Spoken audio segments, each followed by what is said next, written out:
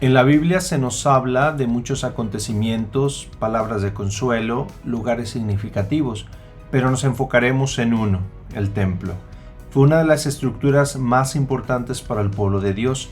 En este video quiero presentarte una muy excelente herramienta para ampliar el concepto del templo. Hace meses compré este libro llamado Del Tabernáculo al Templo, del autor el Dr. Adolfo Daniel Reutemann, curador y custodio de los rollos del Mar Muerto, director del Santuario del Libro en el Museo de Israel en Jerusalén y autoridad mundial en el judaísmo antiguo.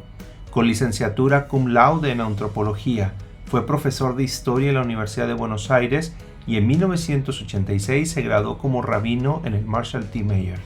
Entre sus artículos son publicadas en revistas profesionales y entre sus libros publicados caben destacar A sectarios de Qumran, Biblia, Exégesis y Religión, una lectura crítico-histórica del judaísmo, Del Tabernáculo al Templo, sobre el espacio sagrado en el judaísmo antiguo, los judíos en la antigüedad.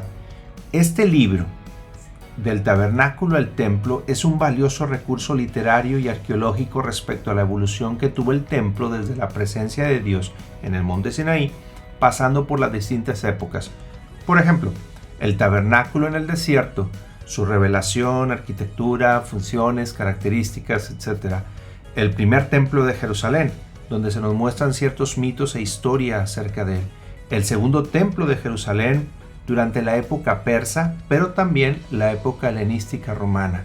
En el material, trata las críticas al templo de Jerusalén y menciona los templos alternativos como por ejemplo, templo samaritano en el monte Gerizim. Respecto a él, él menciona que el templo samaritano en el siglo V a.C.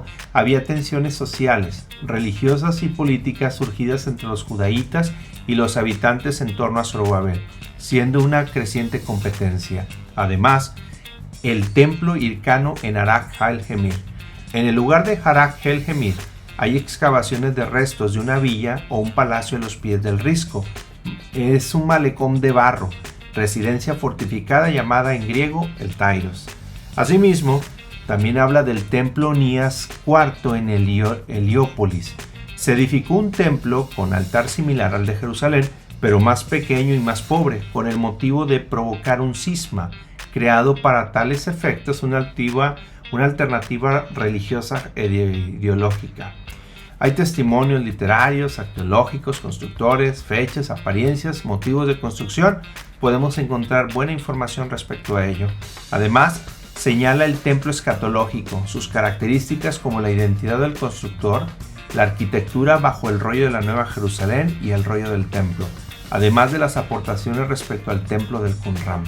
En su libro, incluye aportaciones del lenguaje hebreo bíblico, lo relaciona con el Salmo 137 y un gran número de referencias que se pueden consultar, siendo esta información la necesaria para crear un punto de reflexión equilibrada en el estudio de este cambio del tabernáculo hasta llegar al templo. Recomiendo altamente el libro porque tiene una perspectiva científica en la que los lectores podrán utilizar aquellos recursos para su incremento del ámbito histórico-cultural, léxico-sintáctico respecto a esta gran edificación. No olvides dejar tu comentario, suscríbete, Dios te bendiga, hasta la próxima.